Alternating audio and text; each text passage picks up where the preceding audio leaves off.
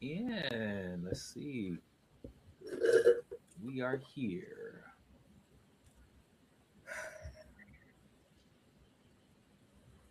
All right. That Oh, ain't no good. Wow. We are still good. It's still all good. yeah. We are Big smile. Master Your Money with Eric Anderson. We are live, folks. All right. Making sure it's going to all the proper channels. A few more moments. I think that's where we're at. All right. Hey, Maria. Thanks for joining us. Hello, everyone. We got a very special guest tonight. So I want you guys to tune in, grab your popcorn, all that good stuff, your snacks, your dinner. Mine's waiting. It's just sitting on the stove. Um, and we will be here just making sure everybody's able to hear us, see us, get those notifications on your phone or your laptop.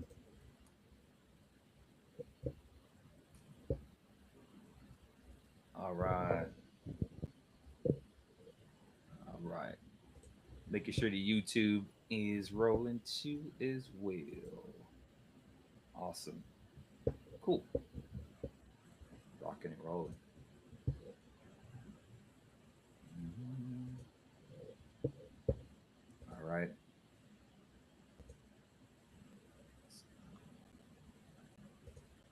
Is that my chat? Okay. Awesome. All right. Let's get started. Y'all ready? Let's go. Ready? Welcome everyone tuning in tonight. This is Master Money with Eric Anderson, and we have a very special guest, and we're gonna get to that. But hey, today's topic is really good, you guys. Really good, really good, really good. So everybody wants to own a business, right? We talk about this a lot on this channel. The freedom, the income, the ability to control your time. I want freedom at the end of the day, right? I really do want freedom. But again, that's the part people see. What they don't see is what is actually costing you, right, to get there. What does it really take? What does it really take? That pressure, the mistakes. I've made mistakes in my entrepreneur journey that cost you money, the lessons that you learned, and had to pay for them. So tonight we're having a real conversation about that side of entrepreneurship. Those you're looking to get into entrepreneurship or business owners that are out there. This is not theory. This is not a highlight reel or nothing like that. But this is real experience. Our guest tonight, Katavia KD Femster, entrepreneur, event producer, and operations strategist. She's a founder of Kraved Spaces and has built her career around bringing vision to life both in corporate spaces and through her own business. She has experienced the highs and the hard lessons of entrepreneurship and now focuses on helping others to build smarter, move with intention, and create opportunities that actually last. Katie, welcome to the show. Glad to have you here. Woo, thank you. Thank you. Thank you so much. I'm so glad to be here too. Like that, operating business with intention, that's gold right there. That's gold because we all have a whole lot of ideas, but if you don't really got the grit or the intention behind it, it's just a slippery slope. So great opening. Awesome, awesome. So, hey, tell us what did all this become and your whole journey and everything. How did it all start? What did it cost you, and what is putting everything together? What brought you to that vision to be an entrepreneurship? What's your Mhm. story on that? I'll be honest. So my story, I'm gonna kind of give it quick. But for the people who don't know me, my name is KD. I go by KD, but my name is Katavia. Might most recently know me for Kraved Spaces that I've owned and operated, but it is now closed. Which is the harsh truth of business. Sometimes you truly, as you mentioned, Isaac, have to deal with the hardships as it relates to business. But my entrepreneurial journey started a very long time ago, to be honest. I'm still young at heart and also in age, but I have been owning and operating businesses since college. I actually used to own a wig business called Katavia Crown Pieces, what I would hand make and also did drop shipping. So I got into the drop shipping business where I ordered a large supply of wigs from overseas. I made them and customized them myself, and then I sold them directly to the public, which then helped me get a partnership with a hospital where I'm originally from, Detroit, Michigan. Okay. So I had a partnership with them and I would donate. So I also learned about like, okay, how do you get sponsors and partners to really help you with more awareness around your business? So I did that for a while. And then my mom likes to tell me I'm a little ahead of the curve because at that time in 2010 and 2011, 2012, people weren't wearing wigs. They weren't trying to be open about it. So again, another business that had a great idea and a great intention around it, but it just wasn't well received by the public at that time. So I paused on that. And then I moved into another business where I did distribution. I worked with products. I started a juicing company where I handmade juices, fresh pressed juices. And funny story, it's kind of fast forwarding me to where I am now. Moving to Austin, all I wanted to do was to get a food truck. I was like, I'm getting a food truck. That way I can meet the people where they are and give them the fresh juices and all that type of stuff. I started doing vending at a lot of different, pop-ups and different markets and stuff like that. And it was going really well. And then I kind of just had a moment. I was like, I want to do something big. You know what I'm saying? Like I've been in Austin now for a little while because, of course, I migrated here. But I've been in Austin for a while and I started to see what seems to me as a gap or an opportunity because I was like, we don't have enough Black and brown places that, people can create their own, ideas and, host their own events. It's very far and few of those places that you go to that you truly feel like, okay, this is by the people and for the people. So I wanted to create it and I did, that was the Kraved Spaces vision and that was my intention behind it. But it was some, I kind of went on a road as to how I actually got there because Kraved Spaces, while the name was still the same, the idea was something different from the very beginning. And I kind of bought into something else is what I'll say, which is how it turned into an event space. So we'll go from there. So I've known you. How many years have we been doing taxes and consulting and stuff? Been about 2.5 years now. 2.5 years now. Okay. Yeah. So when I first met you, you had already had the business. You were talking about doing your taxes. You wanted to sit down and talk to somebody about your numbers, about your business and things like that. And so you had already started. I say that to say you'd already started your business when I met you. Kind of tell us a little bit about how you started Kraved Spaces, where the idea came from, what you did to start it, what your startup costs were. So you know what I mean when I say that, yeah, course and all that stuff. Kind of explain all that. So initially Kraved Spaces was supposed to be a podcasting selfie room. So I was like, hey, I want people to be able to come and do content again for you, by you, but it allowed for entrepreneurs to have a space where they can record and do their, media and stuff like that. And lo and behold, the Atlanta boys, they was hot on the scene all the time. And I just call them that because it's funny now that I'm, kind of reflecting where I can laugh now. But it was a lot of people talking about owning and operating a venue. And there was one particular person that I follow, and I seen different businesses that they were doing. But everybody online only shares the highlights, and they always share about all the money that they're making and the little amount of money that they're investing. All the money, absolutely fake.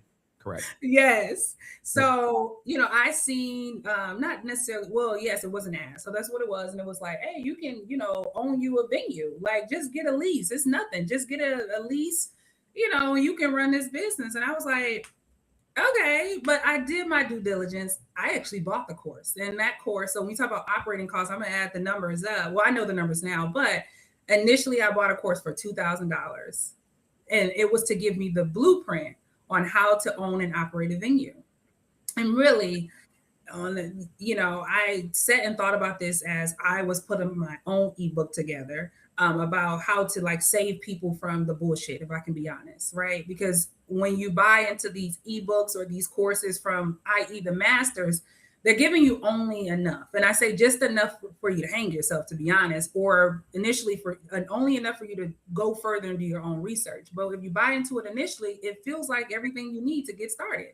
So I bought into a course from, I would say some big reputable people online, and kind of went through this course of like, oh, it's turnkey, get you a lease, get you a building, get you a venue manager, and you kind of run the play. And in 6 months, you could be making $100K in bookings. You could be doing this. And I was like, okay.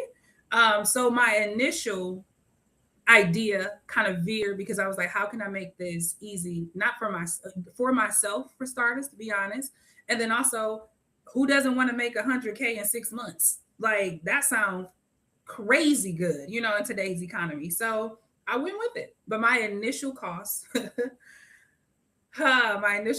starting this business, I would say in the very, very beginning, maybe $3,000, right? The name, the LLC, the website, and now you get you a realtor to get out there and start finding you a building, because all you need to do is just get a lease. So where it cost me in the beginning, and I'm pretty sure we'll get fast forward to the very end, right? Let's say about $3,000 to just get started.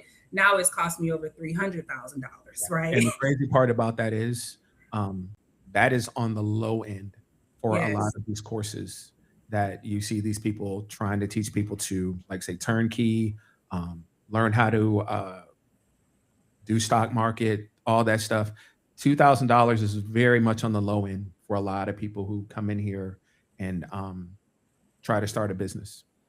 And I'm not gonna jump ahead, but there's another cost that we've discussed that as you were growing and trying to build a business, another cost that you did not incur, that so many people who try to start a business try to incur. And we both know that is, if somebody saw you struggling and saw you trying to do this, what would they say to you?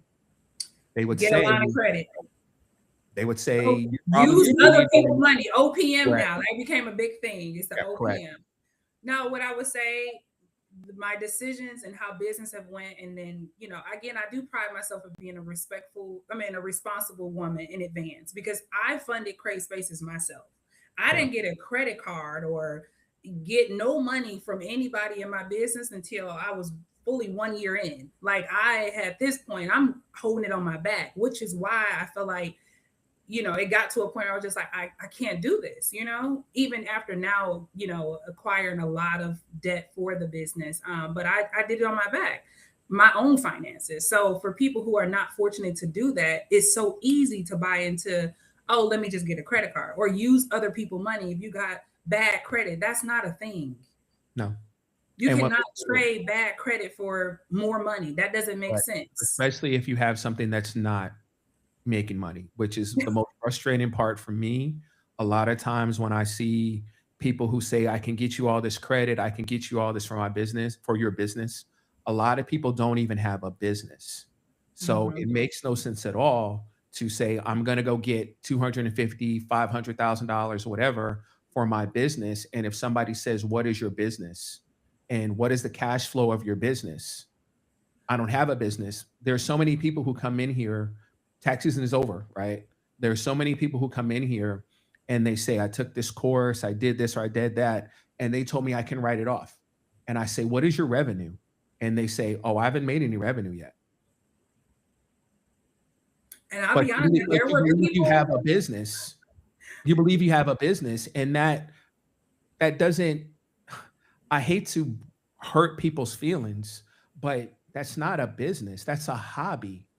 The only difference is you're funding it with other people's money.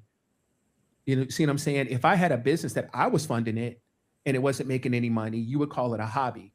Right. If I have a business that's making no money, but I'm using other people's money, that's considered a hole. Right. I'm just throwing money down a hole, and I'm under the belief that I don't have to pay that money back because I can file bankruptcy or whatever stupidness you see out here.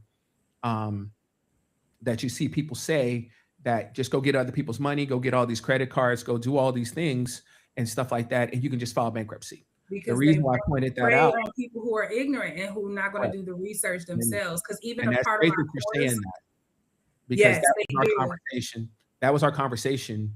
I was like, I know I'm not going to tell you to go do that. And Yes, you came in here and sat down and you said, no, I'm not doing that. I'm right. not going to try to go get a line of credit. I'm not going to try to go get a bunch of credit cards, because it makes no sense if I'm losing money like a sieve in this business. And I'm Hmm. under the impression that if I just put more money into it, that's the problem. All that's going to do is just prolong the situation if you are not making the cash flow for that. Correct. So that was one of the good things of our conversation. It wasn't something that I had to convince you or say, hey, you know what? You didn't come in here and say, what do you think if I go get this money?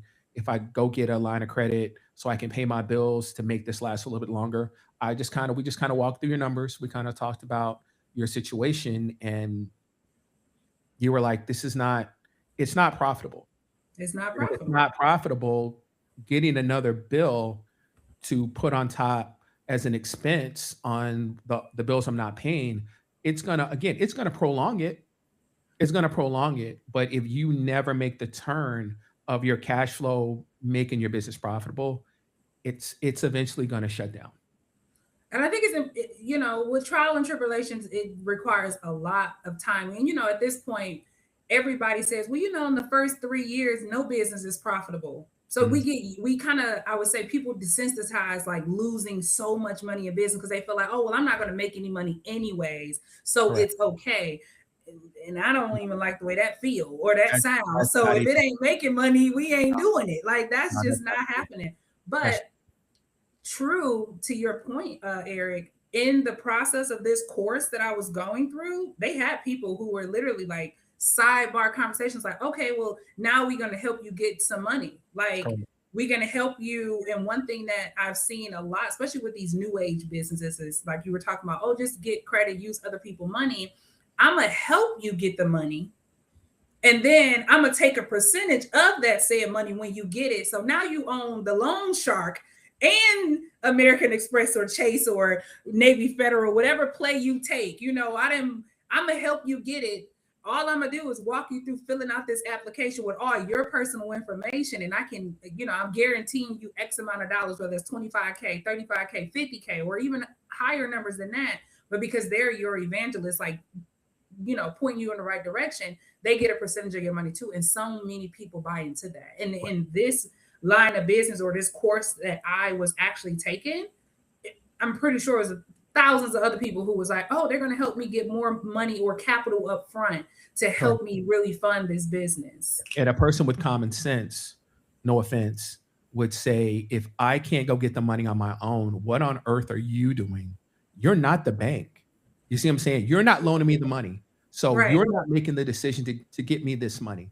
So what on earth are you doing besides lying on my application in order to get me a loan that I can't get on my own? And that's the part we don't get. I've actually had clients who came in here who did that, who were having that conversation. I said, why don't you just go to the bank on your own? Have you ever thought about going to the bank on your own? And they went and got loans. They didn't get 250,000 because you don't need that. You have a business that is not even a business yet. You haven't done anything. You haven't sold a product. You haven't done anything, but you somehow believe you need $250,000. And you're giving that person more money than the amount you can just go get on your own. You go get a $25,000, $50,000 loan on your own if you have good credit. If you don't have good credit, nobody should be giving you money anyway. Period. No one should Because be ain't giving no guarantees for the people. And anybody who's mad at that, loan somebody who know you ain't gonna pay you back. Loan them money. Yeah. But you think somebody's supposed to loan you money, and your history shows you're not going to pay money back. So you would get upset about it, somebody saying that if you go into a bank and the bank says, hey, you have a 540 credit score, why would we give you money? Just like I'm trying not to cuss tonight, but the dumbass videos of saying, I can go and get a car without making a down payment. Yeah, you can if your credit score is over 700. It's not a conversation. Correct, Isaac? It's not a conversation. You walk in, they run your credit, and they say, yeah, you can take the car. But if you have a 540 credit score and you're sitting in front of them saying, I demand to get the car without making a down payment, you look like a fool. You either pay up front or pay on the end. That's what I Correct. learned. And why would I let you drive off the lot if your history is showing me you more than likely aren't going to pay this car note. So now I got to chase you down. And the But same you thing, know, if to I'm trying to go certain get degrees, people be. I get it. You know, we in our community, we want some advantages that would help us become more at advantage on ourselves. And I understand at times why people buy into it, because they know if I go this route, I might not get anything. You know, but sometimes the no or the redirection is what's necessary, what's right? necessary. It's Yeah. what's necessary to grow.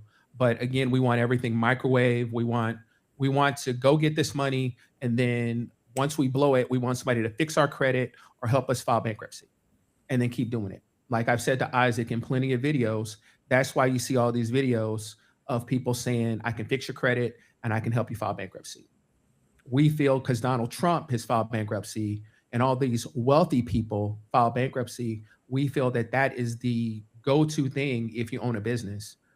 That is not a flex. If you have a successful business and you pay your bills, there are plenty of wealthy people out here who do not file bankruptcy. Plenty of them. But we want to harp on and we want to point out those people and say those are our heroes. Those are the people who we should try to be like, instead of the person who says, no, I pay my bills. I live below my means. I'm not borrowing a whole bunch of money. I have a whole bunch of money in the bank. I can borrow my own money. I can take my own money out and not have to pay interest and stuff like that. Those aren't the people who we listen to. We listen to the people who are dancing around, doing all this, filing bankruptcy, not paying loans back, not paying taxes, not doing those type of things. And we somehow think those are the successful people. And that's what gets us all stuck and gets us in the position that we're in. And sadly, for the life of me and Isaac, we talk about it all day long. We watch videos all day long and talk about it. We can't understand why people fall for it. But And I believe would say, as somebody who've had to go through that process, if it's necessary, if your situation requires that as a solution, because you've consulted your team and your people, your financial advisor, your lawyer, then you have to do what's necessary. But I don't see it as a trend. I don't see it as this is the result because I started something and failed, because that was not the option for every business. Or like you said, not every business owner take that route. how But many if it times did we becomes talk about necessary, it before I said this is your last route? How many times did you come in here and we talk about it? It was at least 3 or 4 times. yeah, exactly, a few times. And honestly, the decision to file bankruptcy to close the business had nothing to do with what people had advised me. It because of the numbers. Correct. It is all 100% because of the numbers. And if you don't have the income or the business or the job or the partner or the all the things before you get to that point, then you have to make the decision. Correct. And it's interesting that you say that, because so many people are confused between the different types of bankruptcies. When Right. people point out 50 Cent filed bankruptcy or Donald Trump filed bankruptcy, They or don't do it personally. They do it all yeah, business. exactly. And people don't understand that. There's a Yes. difference between someone walking in and saying, I can't pay my bills, and a person saying, I need to reposition my bills so Yes. I can pay these off in 3 to 5 years. So Correct. I just need to reposition my bills. I can pay them, but I just need to reposition them. But Right. regular people are walking around saying, I'm gonna file bankruptcy like these people, and you have no clue because it's not the same type of bankruptcy. No. But you think in your head, because you hear And bankruptcy, bankruptcy is not cheap, so you cannot do it. And when no, you go through the process, you can be denied. It is correct. not, everybody does not just get to do bankruptcy. It's not like just because you had a business, if you put an LLC, some people I know, because I know people, I had an LLC, I make donuts and I haven't made no money. I'm just gonna file because I got this credit card for $500,000 and they was making donuts and now they're filing bankruptcy. It's like that doesn't. Not every lawyer is going to say you can file bankruptcy for that. Nope, not at all. Yeah. And again, like you said, they don't tell you that on social media, because which is amazing to me. I don't see any lawyers on social media telling people to file bankruptcy. I see people sitting in a car with their hair all crazy, talking like they have no sense at all, telling everybody about how to file bankruptcy, having taken a law class. But they're telling people how to file bankruptcy. They're telling people how to fix their credit. They're saying things that if you sat and talked to a lawyer for about 5 seconds, they would be like, that's not true. Like, Mhm. like Me and Isaac were joking the other day. Did you know that if I want to keep my house and stop paying the mortgage, what I got to do, Isaac? Don't I just put it in a trust because they can't touch it? That's what the girl said, right? She said, just put your house and your car in a trust and it can't be touched, even if you don't make any payments. Yeah, Because exactly. it's owned and operated by the trust. So they're saying that you as the person they wouldn't repossess it or take it away from you, but are they not going to hold the funds or like try to contact the people within the trust to get the funds for it? We don't get past to that step. Oh, We don't okay. get People don't be asking enough questions. I got all the questions. I all got they see all is the that, questions. and they automatically press or say the word that you say to sign up for your jackass class. That's it. They don't ask those questions. They don't sit back and say, that makes absolutely no sense to me. They see somebody say, Yeah, hey, I mean, Eric, this and is how you also can do Isaac, this. I pose a question back to you guys. For a lot of people who are starting business in this weirdness information age, so it's so much stuff out here, right? Like we don't really people lean on ChatGPT, which is not 100% right. You got people leaning on TikTokers, which is not 100% right. And then even sometimes it's hard to find trusted financial advisors, to be honest, Correct. because you never really know who you're dealing with until you're in the Correct. situation. Right. Exactly. So I hear a lot of people talking about trust or, the infrastructure, setting up their business in a way where they are protected. So from you guys' advice, what would you say is the best approach for someone who's actually starting a business and want to not be the personal guarantor for their business? How do they go about that? Don't start the business? It's not possible. Okay. It's not possible. I mean, because why would a bank loan a business money that has no credit? So I mean, I believe in there risk. are people out here who are charging people 25% or whatever to get these loans and stuff. You keep seeing that stuff where see people say all these no doc loans and all that drama and stuff like that. But again, at the end of the day, if you sit back and think about it and say, why would somebody loan me money if I have no credit at all? If I have no business plan, I have no credit, I So have do you nothing. advise Why would people to somebody get just loan business me money? credit? Like some people gonna try because Correct. I'm gonna be honest with you, the type of person that I am, I have it tatted on me, no risk, no story. So I'm willing to take a risk. But Correct. if you are advised in the right way, what's the right approach to take? Because everybody got a purpose or vision that they feel like they have to, do, and we can't always wait for the banks to give it. So do we now go fund me to find the funding? Do we lean on family and friends to do the funding? And I feel like, and I'm asking that for a reason, because people don't talk about that enough. We assume we only can go to other people's money or these banks or whatever to get some funding to get started because we're so far removed from our own community pouring into our business or our family and friends pouring into our business. Some people really want to get out here and try it because they have good intentions, a really solid business plan, and they really want to see it through, but they don't have the money. How do they get started? So let me ask you, if someone said to me, I want to start a business, but you got to be the personal guarantor, and you believed in your business and you had good credit, which is the key here. If you have Mhm. good credit, why would you not? You just said, I forgot what you said, no risk, no story. Why Mhm. wouldn't you take a risk on yourself? Well, Katavia, I take a risk on myself because I had There it great is. credit. I knew how important Yeah. that was. When I'm talking about other people, But again, if I want to walk out and do something, I got to have my act together, right? yeah. Again, if I'm somebody who has horrible personal credit and I'm walking around saying I want somebody to give me an opportunity with their money, even though I'm showing you I can't handle my own money. I'm not even talking about my business. I'm talking about my personal life. I can't even handle my money in my personal life. I'm expecting you to give me money to fulfill my dream, to pay for my dream. And here's the crazy part. Here's the crazy part. And I have a story. I have a story. Okay. If I'm watching everybody say, all you got to do is file bankruptcy, which is Isaac, the person who we invested in, what did he say? We asked for our money back. What did he say? I'll just file personal bankruptcy. Why the hell would I give anybody money if I'm walking around watching all of you watch these videos and say that's stupidness? I would keep my money in my pocket. Yeah. Because I know for a fact that when it comes down to it, you're just going to say, I'm not going to pay you back, because everybody said I can file bankruptcy. Everybody said I don't got to pay you back. But Even though I, everybody doesn't even though I have took, that even though I approach took to an it. opportunity on you, even though I took a chance on you, I gave you an opportunity and you spit in my face. Yeah. That's our community's problem.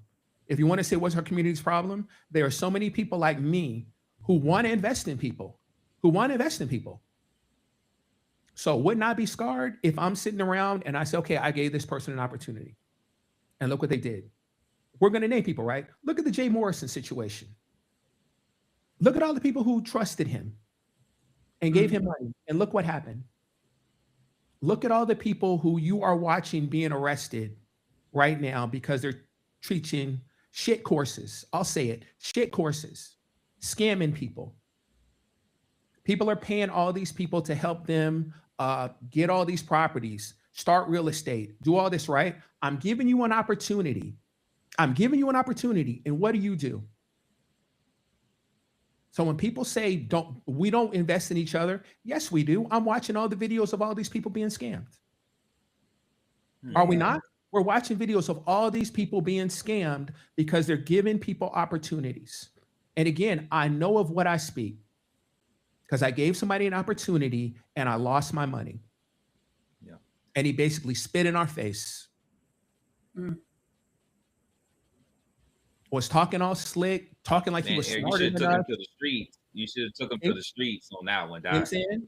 But took no. That's time to get. It's time to take it to the streets. No, but what you do is, action. when the next person approaches you, you say, "No, I'm good," and then we're the bad guy. But then we're the bad guy when you say, "No, I'm good." But everybody doesn't have that same mindset, though, Eric. Exactly. But everybody does not have that same mindset. That's the tragedy, is when you get burnt like that. Now your mindset is, nah, I'm not dealing with you. I'm not. I get it. I'm not dealing with you. Yeah, I think that for a lot of folks, or some folks will be like, hey, they're really about taking risks. They're really understanding that a lot of people working with people, sometimes it just doesn't work out, right? Businesses just kind of fold over, unable to get back on its feet. You start another business and you start another one and you start another one, right? Because that's what you're trying to do. You got a different concept, you got a different idea. And a lot of things is like, well, fail fast, right? So fail fast, fail forward. So you can be able to learn. You learn all that's education, right? All that's education. You're learning the ins and outs. Did it cost? Yes. But once something actually hits and you're like, oh, I got it, you should be good. I think one thing is to think about is that making sure that all your finances, your affairs, your operations, all that good stuff, your franchise taxes and stuff like that. I know we're talking about that. All your business forms and documentation are properly organized and ready to go at the end of the day, right? But some people don't know what's all to come when in business. Franchise tax is a great example. Saving money or having your different reserves set up, or having a trust deed account for your business, or knowing that you need to have a lawyer on staff when you get a business. People don't know that until they go through it. So while we keep saying fail fast or fail forward, like most of the time in our community, people are looking for advisors, which is why they buy into the course, right? They're looking for honest people who are going to give them direction, which is, for myself, I can do so much research on my own. Even with college degree, you can only, what you know, but you don't know until you get into things, and I feel like, again, everybody's not me, you know what I'm saying, who's operating with integrity when they get out here and do business. So there are some good people who are looking for advisement and guidance on things and might necessarily make a wrong decision, but I don't think everybody, has that negative viewpoint of like, just start something and fail fast, and if I do fail, who cares? I'm gonna just file bankruptcy. I don't think everybody operates that way. Not everybody's like that. No, everybody does not think like that. But the problem is, like you said, there are so many videos, there are so many people. Again, they're the loudest one in the room. I agree with Nancy. That's the way to put it. They're the loudest one in the room. So it's interesting when you guys say that. The Friday video. What was the Friday video? Everybody, make sure you file your franchise taxes by May 15th. Everybody, if you own a business, make sure you do your estimated payments for the first and second quarter. How many people do you think do that? The information is there. It's there. People like me the IRS gonna send you an email. People like me are giving you the information, but again, we're not the loudest person in the room. Right. It's the person who is pulling up at the dealership and telling you to go get 18 trade lines to go get a car that you can't afford. It's the person who's saying, I can help you get this credit card that you can't afford the annual fee on. It's the person who's telling you, I can go help you get all this line of credit for a business that's not really a business, that makes no money. But we don't talk about, do you know that you could lose your LLC if you don't file your franchise tax 2 years in a row? Or be fined, Or be fined. You know how many times people have called me and said, I tried to get paid this, or I tried to buy my house, and they said my business is revoked. And they're like, Eric, what does that mean? I'm like, you haven't been doing your franchise tax. What is my franchise tax? Excuse me? What is my franchise tax? You have to file your franchise tax every year if you have an LLC. Yeah. No one told me that. We're saying in the videos all day long. Yeah. But those aren't the videos that you're listening to. Those aren't the videos that you want to hear. No, because it's not you catchy. want somebody to, yeah, got 6 seconds. Maybe if I was walking out to my private jet, and as I was walking out to the jet, I was saying, hey, make sure you do your franchise tax. Yeah, that's the next video right here. Right? Because again, that's what keeps your business in line. We're having conversations, right? Mm-hmm. All these people who aren't filing 941s, aren't doing the franchise tax, aren't doing unemployment, aren't paying their sales tax. Mm-hmm. That's how you can lose your business, by not doing those type of things. But I think you bring up a good point. People feel like when starting a business, they're 100% in control. So when you mention lose your business, meaning they will shut that LLC off. You cannot make money. If you make money afterwards, you're going to be, owe the IRS. Correct. People forget about that. They don't know about that. Yeah. Until, like I said, until they try to go do something. Mm-hmm. And then they say to you, do you know your business is revoked? And they're like, what are you talking about? And when I help people open up an LLC, I say to them all the time, I said, in a week or so, you're going to get a letter from the comptroller that's going to have your tax ID and your web file number. You need to keep that. Every year, you're going to get the letter, but you need to keep this letter because in order for you to file it, you need this tax ID and you need this web file number. But entrepreneurs be carrying 400 different roles. They, and that's also something we talk about, the cost, just going back to the beginning of the conversation. It's so much physical labor that go into being an entrepreneur. It doesn't seem like it's monetary, but in the end it is, because now you're being fined for a form that you didn't submit to the IRS or it on time and stuff like that. Or your bookkeeping is not up to par, because you're not managing that. So, it's a lot of pieces in it. And again, I always go back to, some people are seeking guidance or support in these areas. And I think it is important for people who've been through businesses, whether they've been successful or failed businesses, whatever you choose to call it, is give the information back to the people who truly want to hear it, right? Especially because there's people who are dealing with business owners. Yes. So what they need to be doing, what they need to be looking for. Like I said, tax season just ended.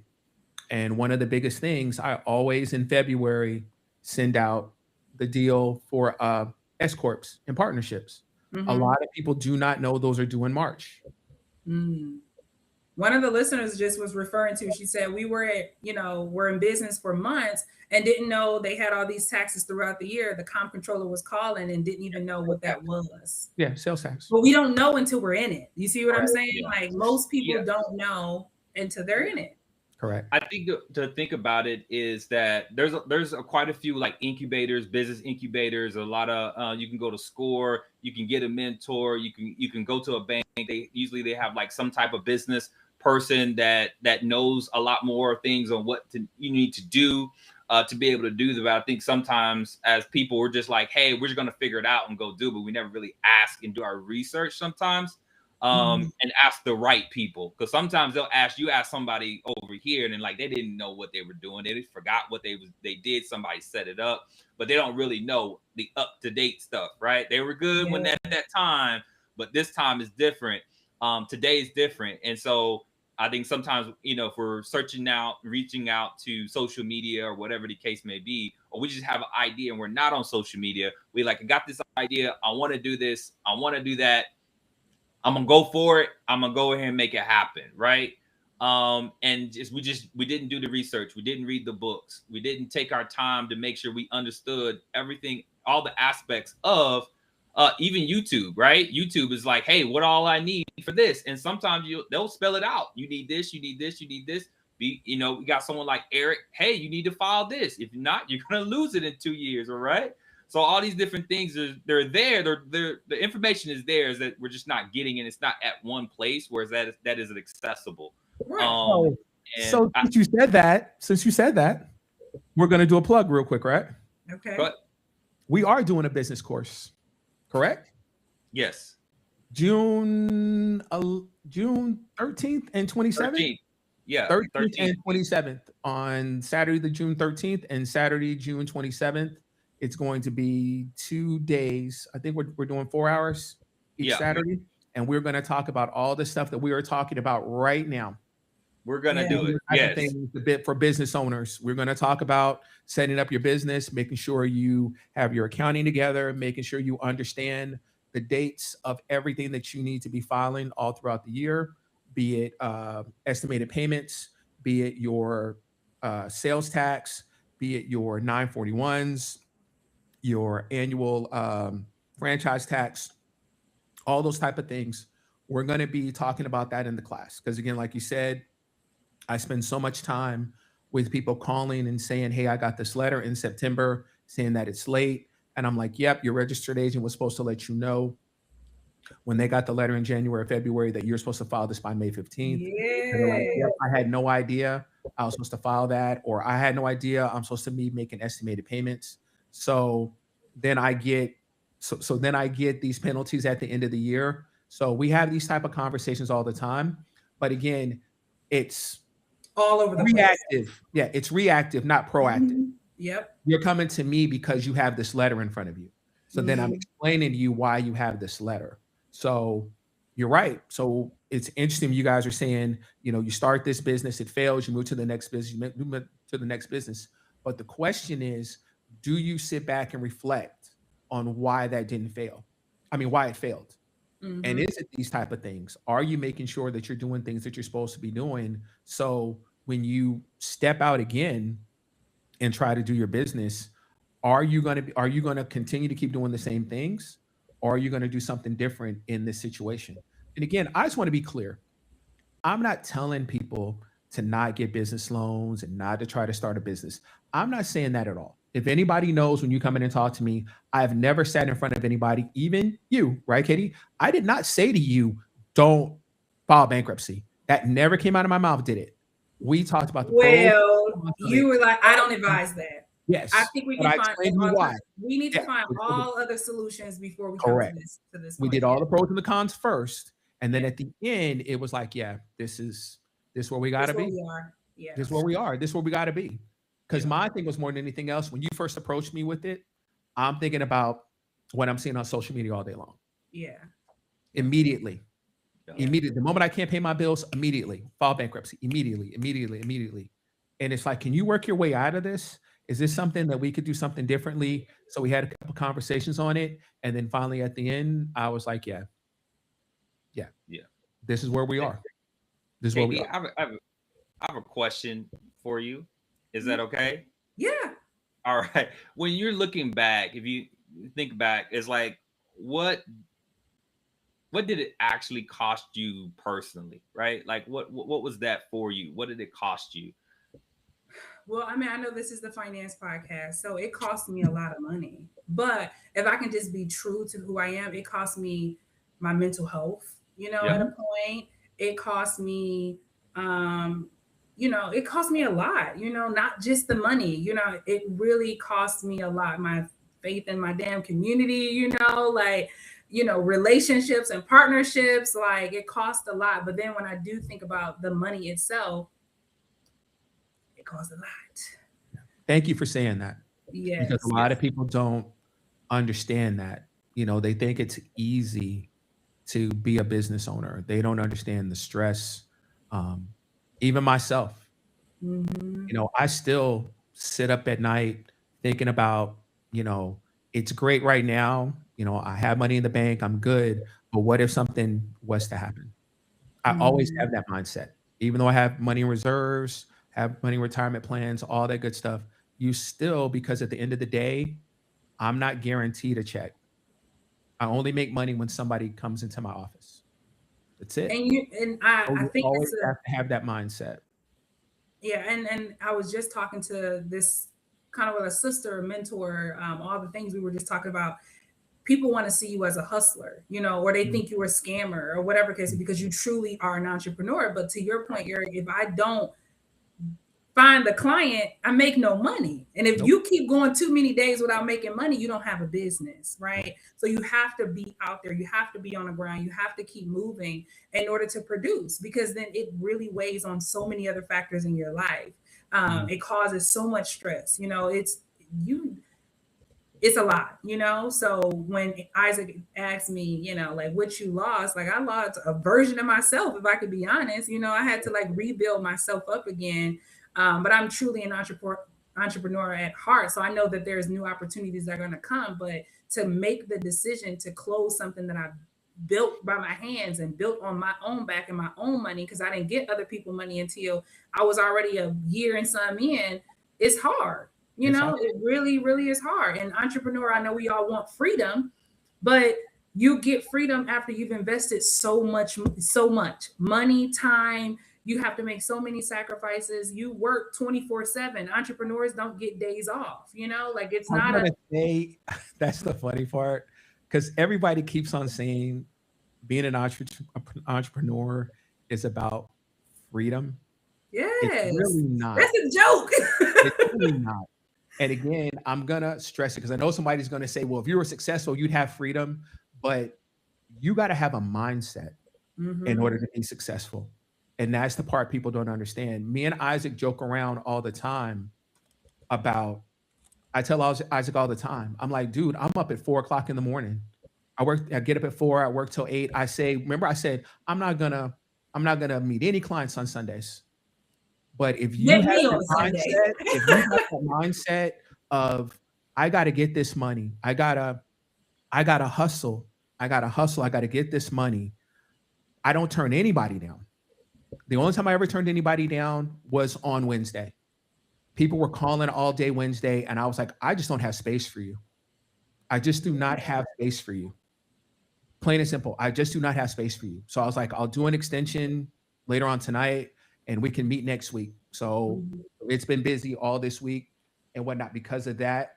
But when you are really about your grind and about your hustle, there are no days off. There are no, I'm taking Saturday off, I'm taking Sunday off. You've got to be about your money. It's like, there's a saying, my wife hates me saying it, but there's a Steve Harvey saying, he says all the time, somebody got to tell these jokes. That's my mindset. Somebody got to hustle. Somebody got to get out here and hustle. And like Mark Cuban says, somebody's out here trying to be better than me. Yes, every day. Somebody's out here trying to be more successful than me. And I can't let any of that slide. I can't let nothing slide. I cannot give anybody the opportunity to take what I got and take what I want. So I got to always be on my grind. So if you consider that freedom, knock yourself out. I know what I was going to say. Freedom, all right. I know what Isaac means, because we all want freedom. You know what I'm saying? You got enough money, you can make whatever decision you want to make, right? So I relate to that 100%, but I feel like we have to change the mindset, and people have to see the real part of entrepreneurship, that freedom comes down the line, but honey, you gotta invest a lot in order to have that freedom. Yeah. And I like to tell myself, every business that I've done is not for freedom, it's for impact. because my impact will later grant me the freedom that I want. But right now you're in hustle season, and it's okay. You know, everybody hustle season is a little bit different. And it is what it is. But one of my mentors, when I first started on my journey of being self-employed and everything, he said something that's always stuck with me. He said, you need to hustle till where you have options. Yes. That's freedom. To me, that's freedom. I could shut it down for a year and be good.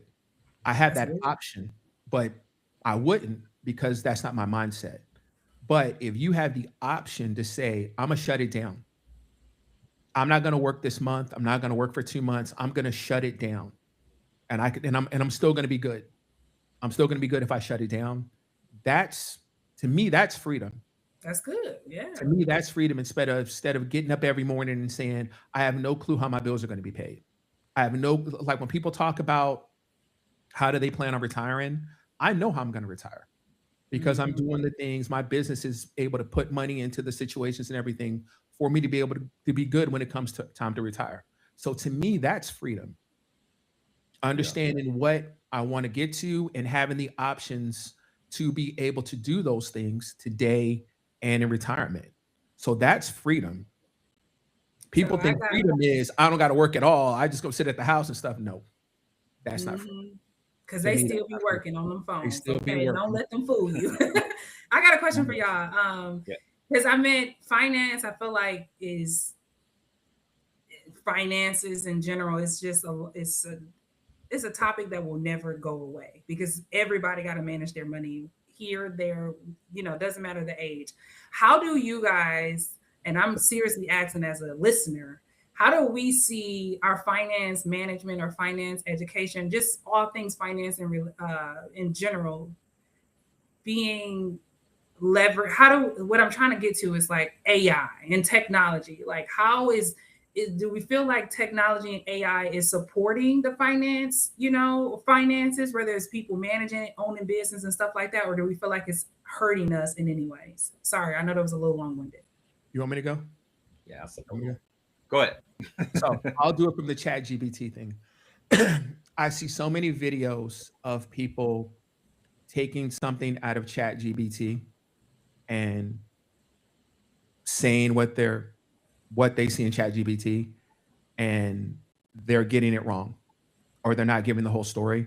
So many people are being misinformed or misguided by people who believe, if I look at ChatGPT or AI or whatever, now I know and understand finance.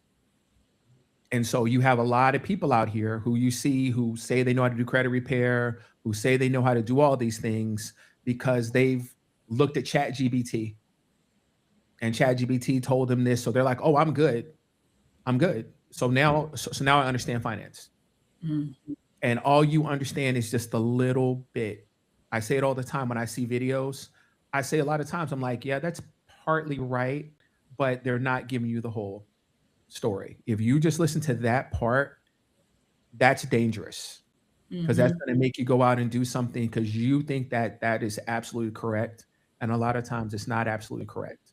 Or again, there's a pro and a con to it. They're not telling you the con part. They're saying the part that they need to say to get you to buy the course or to get you to become their client or whatever. And then when it all falls apart, you're stuck. And so a lot of people use ChatGPT and things like that as opposed to being educated, as opposed to going to school and getting educated and understanding. I said earlier, get the book. Yeah. Go to the real school. Get the books, y'all. Do not try to take the condensed version of business one-on-one. There's some out there that are really great, but just Isaac and I were looking at a video earlier today where somebody said, do you know that you can take money out of your LLC as an owner's draw and you don't pay any taxes on it? They tell people to take money out of there. Isaac, is that true? Isaac, is that true? Yes. It's not. I mean, watching the video is true. Yes. That's not true, but yeah. And anybody who's taken an accounting class knows that owner's draws do not come out of your profit and loss statement. Owner's draws are on your balance sheet. So how does an owner draw drop your how does an owner's draw bring down your profit? Yes, Roger, So you you're pay so less right. taxes. Mm-hmm. And this person said they learned it in a course. Yeah. But anybody who's taken 5 seconds, somebody who's taken the first week of accounting, where they put all of the different accounts on a board and say, where does this account, is this a debit or a credit? And where does it go on the balance sheet or the profit and loss statement? And if you pass that class, you would know that owner's draw goes on the balance sheet in the equity part. All you gotta do is take a class. But if you take a course where somebody is telling you you can take money out of your business and not pay taxes on it because it's owner's draw,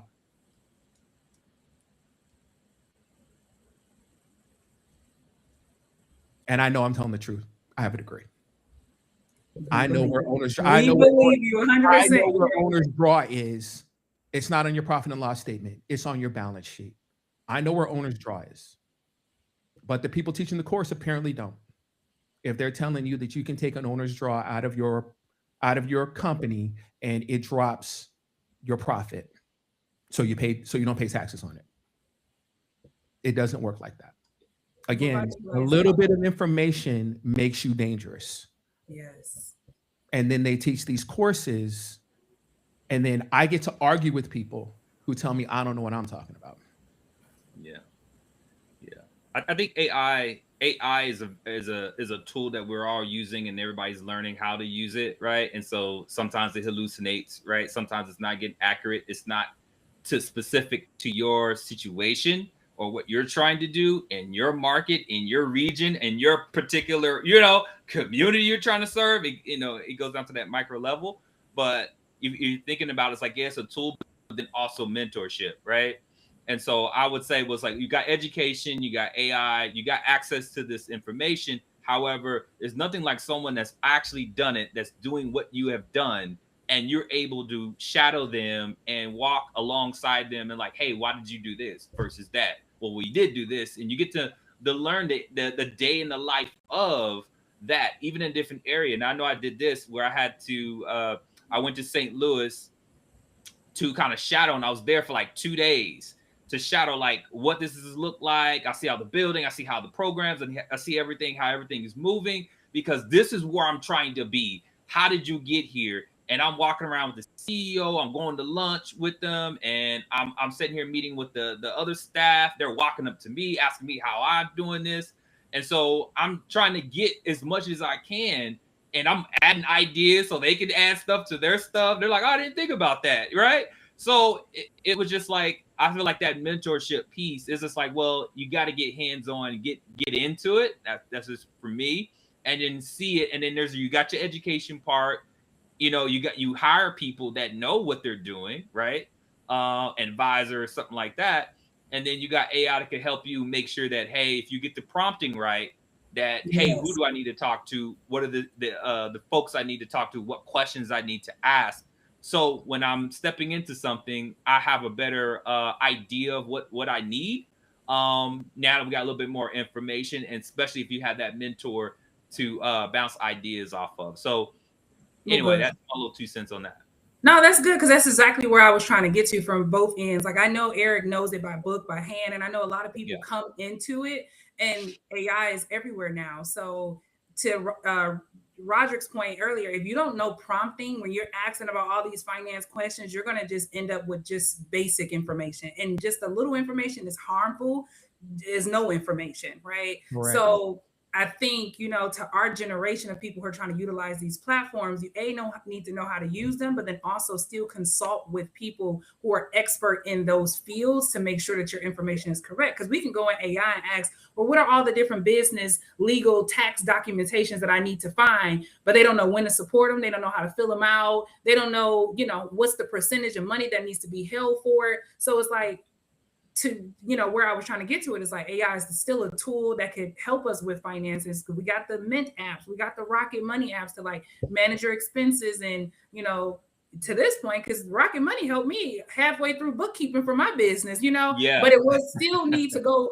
hire an expert to manage those type of IRS Right. documentations that's needed for the business. So Right. You still that's need kind of to where I was sit trying down to and get talk to. to somebody once you do that, to do the consulting and stuff with your budget and stuff like that. A lot of people bring their Mint and Rocket Money and stuff in here when we do the consulting stuff.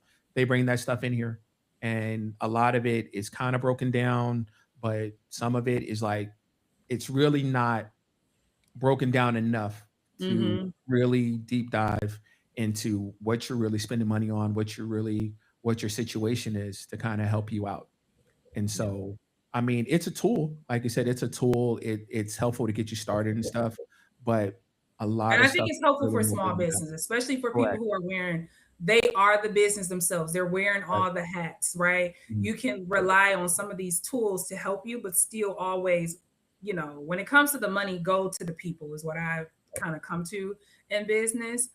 Because while, I unfortunately had to close my last business, my other two businesses are still doing well. If I Mhm. chose to open them up and keep them running now, I can because I've done all the things necessary, as far as the franchise tax, the sale tax, my agents, and all those type of things, but people don't know, right? Right. So And yeah. that's really the tragedy at the end of the day.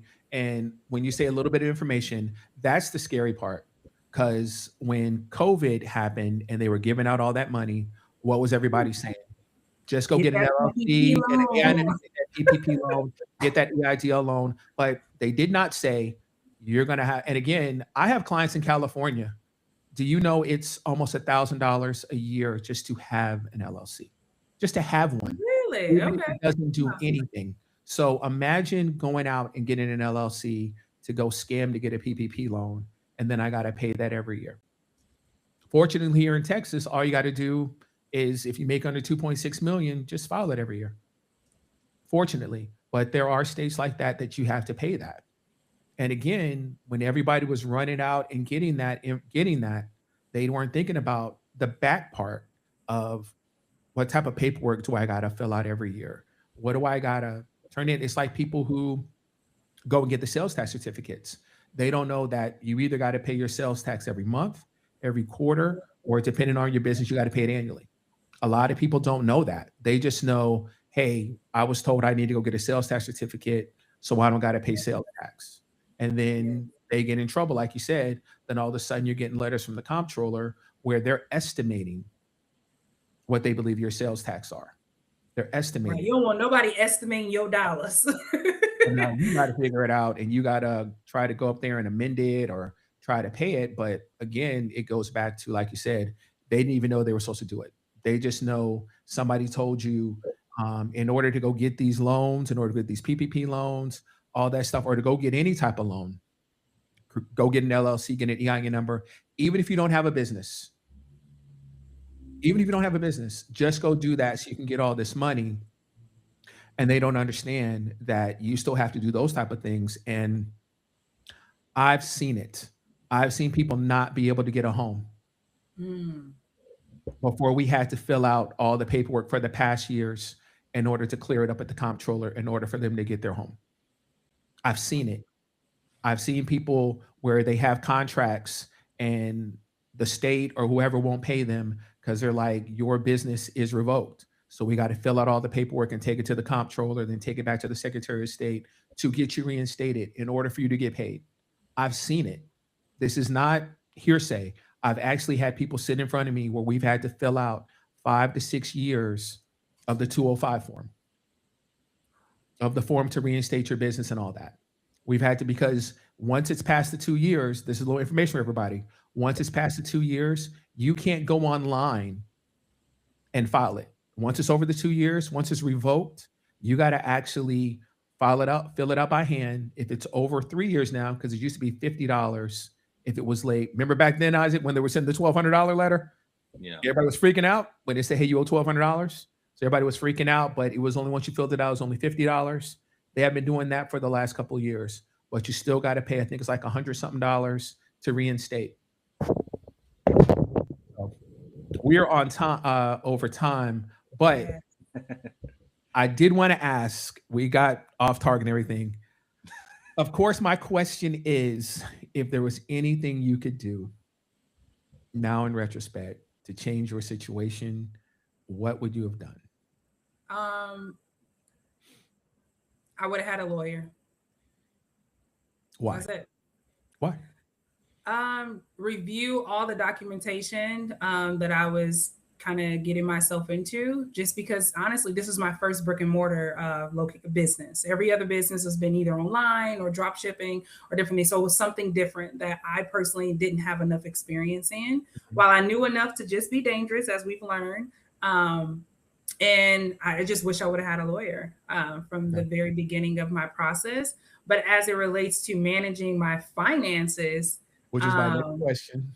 Right. What I would have done. Cross your mind to go get a line of credit? Did you ever sit back and say, I'm just going to go get a line of credit? I'm going to go. No. And it's only because, Eric, I have worked my tail off to get to an 800 credit score on my own. So I knew how important it was for credit. So it wouldn't have mattered who would have came to me and asked me. I have been, knowledgeable in business for the last couple of years myself. That was a game that I was never going to buy into. Yeah. So if I didn't have that experience previously, maybe, because. But you never. But you never said to yourself, if I go get a loan for 6 months of my expenses, and again, which I did not point out, since you were doing this full time. This was your income. This was it. Yeah, this was my income. This is another step. So we're gonna go a little over, Isaac. So this was the other part. It's not when I own a business. It's not just I got to be able to pay my business expenses. If you got to be able to take care of yourself, I got to take care of myself. So when people say I have a business that's profitable, if you are not able to take care of yourself, maintain your lifestyle along with the business, you are not profitable because you are an expense of the business. Yes. If you are the one who's at the business 24/7, working the business where you don't have time to do anything else. So your business has to sustain your lifestyle. So when I said that earlier, I'm going to hurt people's feelings. When somebody says, I have a business, a lot of times you really do not have a business. Mm. If your business cannot sustain you, if you are struggling to be able to pay your bills, or if you're living off your line of credit, or you're living off of credit cards and stuff like that, you really don't have a business. You just, again, you have a hobby and you don't want to hear anybody tell you that. But at the end of the day, if your cash flow, like Dave Ramsey says, it's about cash flow. So if your business is not cash flowing, to be able to be profitable, to not only be profitable for the business, but to maintain your lifestyle, you're not really a profitable business. Yes. And people get confused with that when they come in here and they say have a business, but then they write everything off and show their business as negative, but they say they have a business. And it's like, you really and truly don't. So it's like when people say you're a fool because I pay myself a salary, because my business can sustain my salary. Right, which is what you want. You want your business to be able to pay you a salary. You want to be able to pay a salary and have a 401k and all that, like I work for somebody, but I work for myself. Yes. But you see people say all the time who think they know finance, who say you're a fool if you show your business profitable and pay yourself a salary and stuff like that.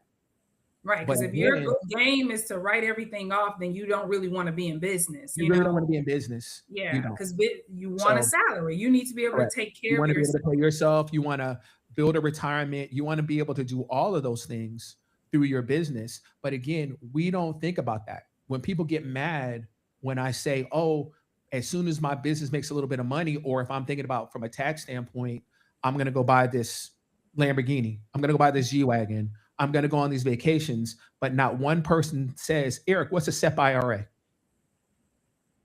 If I become an expert, Eric, you got to know the media. And this is why I tell you, your goal. Right, I see you on the 13th. That's why, okay, good. Because this is what I'm telling you. You don't have these conversations when somebody says, why would I do a SEP? Because you are your retirement plan. If you're in a business, you are your retirement plan. You don't work for somebody who's doing a match and putting your money away for you and stuff like that. Right. You are your retirement plan. Ain't no free money. There's no free money. You've got to go out here and get it. But we are so locked into and enamored with the people who are showing you how to go buy all this stuff to write it off on your taxes. And you don't see people have the conversation about, have you thought about doing a SEP IRA? Have you thought about doing a solo 401k? Have you thought about doing an employer contribution if you're an S corp? These are things that are tax write-offs. But again, those aren't sexy. They're not. They're not. We all want to get on They the don't cruise. sound sexy. That's what I want. They don't sound sexy. Right. But again, like the video on TikTok, the people who really and truly got money, they come in here and their 401ks are maxed out. They have solo 401ks and they're doing the employer contribution. They're doing the catch up where they're doing the $70,000 a year into those. Those are the wealthy people. Yeah. Those are the wealthy people, not the people who are running around going on cruises and saying, hey, can I write this off? Can I write that off? No, we're talking about, hey, I'm invested in this. I got real estate. I got all these K1s from all these partnerships and stuff like that. But people say, when I say it, they're like, you're a lie. You know what you're talking about. Okay. No, Okay. you're just debunking what's popular. You know what I'm saying? Like you said, it's not sexy and people want to see something quick and easy.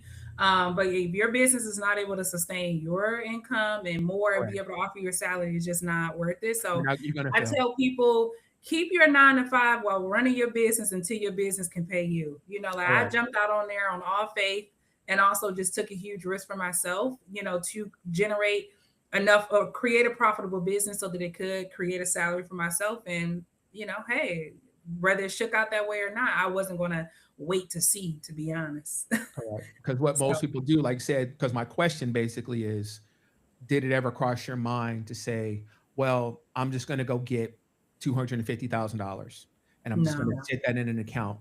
Because if I wasn't, the thing is, before I even was advised by you, because honestly, you know, you're my finance guy now, but before even being advised by you, like I believe wholeheartedly, if I can't buy it twice or if I can't pay you it back, I don't want to ask you to borrow it. So for me, going to a bank and asking for $260,000 and I know my business is not making that, it never crossed my mind. But I know if my, you know, other people who would have bought into that idea because they think it's a quick gain in that moment, you know. But yeah. And in the back of their mind, someone is telling them, do it. Oh, people are telling you, make sure you're not the personal guarantor because you can just file bankruptcy and keep it moving. Yeah. No. Correct. And that's usually the problem. So when you ask the part about doing it without being a personal guarantor, do you believe in yourself? Yeah, you're right. It's hard to say it like that. People might say you're stupid or whatever, but at the end of the day, I either owe myself money or my business owes people money. Yes. But I'm cool with my business owing people money. I'm fine with that. I'm fine with just keep on continue to just create all these. We see entrepreneurs and we don't want to take no chance with that situation. We weren't going to say anybody's names today. See what's up? But that's public information. That's nobody we know personally. I'm just saying that we weren't going to say that business structure is an example that we do not want to follow. I'm sorry. No shade, because I don't know the full situation, but I know what I've been able to read and see. Her business or the business owe a lot of people money. And that's correct. Correct. Yep. And everybody, from what I see, are supporting her and saying how great she is. And we support her too. We want her to come out on top. Yeah, I want her to come out on top. I do. But again, at the same time, if someone asked me from a financial advisor standpoint, if they said, you know, Eric, what are your thoughts on her? And it's like, she's living above her means. She's overstepping herself, which got her in this position. You know what I'm saying? You don't have the reserves. You don't have the type of stuff that would keep you from the situation. Everybody has bad times. Everybody has bad times. Yeah. Everybody has bad times, especially in this economy and stuff like that. So no one is judging her from that situation. But to me, you know what? My thing more than anything else, it's not even the bankruptcy. And I've said this to Isaac all the time. It's not even the filing the bankruptcy. It's your character about it. To be making videos, and I'll say, because we're saying names now, Slutty Vegan, to be making videos and stuff like that, like you're mocking it. Like you're mocking it. And everybody is laughing until they took her home, right? When they went and took her home, then she was crying and acting a fool, and everybody was saying that was unfair. But again, look at it from the standpoint of the landlord. I can't come get her house if she's up to date on her payments, right? I can't come get her house if she's making her payments. So she's out here clowning, making videos and all that, but you owe me money. And I'm not supposed to be able to do anything about it because she can just file bankruptcy. And you all think that's cool. But again, if you own a rental property, again, I have plenty of clients who come in here and they talk about how they have to go to eviction court. I have plenty of clients who come in here and talk about they're getting ready to lose their rental property because the people in there are not paying rent. They don't find those videos. Mean, like you know, the thing is either you owe somebody or the business owes somebody, but somebody is owed money. You know what I'm saying? And ultimately, I think, while, like you said, everybody have a down season, and you know, I will just, you know, speak from my own situation. Sometimes you just can't, you know, you can't do it, but you have to gracefully bow down. You know what I'm saying? Gracefully have your orders in the fair and, you know, be able to move on. And that's, but some people do it arrogantly, and that's just not what we're trying to promote here. We're saying do the best that you can with what you have and follow all of your paperwork, run a business with true intention and integrity. And if you cannot do it, then you find another alternative. You know what I'm saying? Correct. Before you get to that point. Yes. Because you can be denied. Correct. Which he was at the beginning. Both of them were denied at the beginning. I'm not really following it. I don't know the situation at this point, but I know they were both denied when they both first applied. And so it's not as simple as, hey, I filed the paperwork, so you got to let me file bankruptcy. No, it does not work out like that. So, but yeah, that's usually my question, because so many people come in here and they talk about, I want to start this business or whatever. And if I just have this money, it's going to sustain me while the business grows and till I'm up to that point. And again, we're not here to be negative, but it's like, what happens if that doesn't happen? Because now you're basically in a worse situation, because now not only have you lost your business, now you own this loan back. And a lot of people don't look at that because, again, they say just file bankruptcy. I mean, how many times can you keep on doing that? How many times you can keep on doing that and walk around and owe all these people money and think you don't got to pay anybody back? But again, at the end of the day, owning a business is hard. It is very hard. Trust me. It's very challenging. It's very stressful. We laugh. I'm getting ready to go on vacation. We laugh because I have to. When people say, when you get ready to leave, I have to leave. I can't just go to Dallas. I got to get on a boat. I got to go somewhere where I can't answer the phone, where I can't touch my computer, because I'll get up. I'll be in Dallas and get on my laptop and work. I'll go to Hawaii. I was in Hawaii answering phone calls and talking to clients. My wife was going crazy. Yeah, that's why I said we entrepreneurs work 24/7. It doesn't matter where you are, especially if your business is mobile, you work all the time. Yeah. And if you're about your business, and I hate to say it, if you're successful, then your phone is going to ring off the hook. Your phone's going to ring off the hook. If your business is successful, people are going to be reaching out to you and stuff like that. And so the best part about being on cruises, until recently, my phone wouldn't ring. No, I have Wi-Fi, so I can watch. No, you don't have to get the Wi-Fi. You just no. I still gotta watch movies and answer emails and stuff like that. But my phone wouldn't ring. But like these last couple of years, my phone rings while we're on there. I just don't answer it. But well, good. You have a safe trip. I'm like, there's no need for me to pick up the phone because I can't help you. I can't go on my computer and send something to you. I can't go in my office and go send something to you. So there's no need. If anything, you'll leave me a message. I'll read the message and I'll text you back and I'll say, hey, I'll be back in town next week or whatever. And that's it. But I don't answer the phone or talk to people or anything like that. So, well, let's end on that note, because I do want to say this. I know we talked about entrepreneurship is a mindset. It has so many highs and so many lows. It costs more. It costs more than you think about, outside of just finances. But please, entrepreneurs, even I had to tell myself, as I mentioned earlier, I made some adjustments. I had to lose part of myself to maintain my business, that you have to take time for yourself. You have to step away from the business at times in order to maintain the business. So enjoy the vacation. Take those 2-3 days, whatever you need to really. Oh no, I take a week after, and I take 10 Okay, days. so you successful. We talk about small business owners that can't get no big loans. They're gonna take a weekend. Okay, some people taking a weekend. I gotta get out of here. No, I gotta leave. Like how many times? Like 3 to 4 times a year. That's good. I'm trying to get out of here and eat too. Yeah. Everybody, hey, thanks for joining us this evening. Master Your Money with Eric Anderson. Listen, you guys, thank you so much for being on. Thank you, KD. Listen, if you've gotten value from this tonight, do not just take notes and just do nothing with it, you guys. If you're looking to do something in that world of business and entrepreneurship, here's someone has lived it, right? Definitely probably be a mentor, for you if you're looking to do something. Definitely a light for some of those out there looking to be like, hey, what's going on? Show me the ropes. How'd you do it? Whether your thoughts on this or that, apply something. So take one thing from this conversation, you guys. If you're watching the replay, actually move on it. That's the difference between people who stay stuck and people who actually grow, right? So again, I say this again, Katie, I appreciate you for keeping it real, being truthful, transparent, sharing your story, your experience with us tonight. And for everyone watching, we appreciate you being a part of the conversation, investing your time with us. We'll be have a good night. You too. Thank you, guys. All right. Thank you. Right. Good night, my brother. Look